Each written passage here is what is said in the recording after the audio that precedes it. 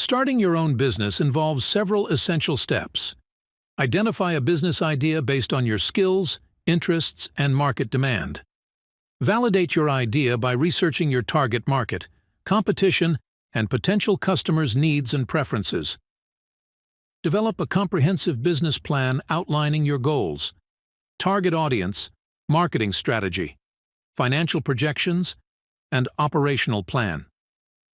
Choose a legal structure for your business, e.g., sole proprietorship, partnership, LLC, and register your business name with the appropriate authorities.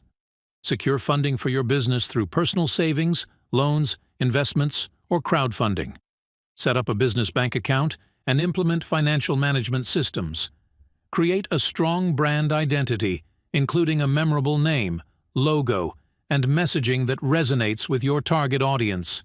Develop your product or service, ensuring it meets the needs of your target market and offers unique value. Implement a marketing strategy to promote your business and attract customers. Utilize online and offline channels such as social media, advertising, networking, and partnerships. Set up efficient operational processes for production, delivery, customer service, and administrative tasks. Launch your business, gather feedback from customers, and continuously iterate and improve your offerings based on insights gained.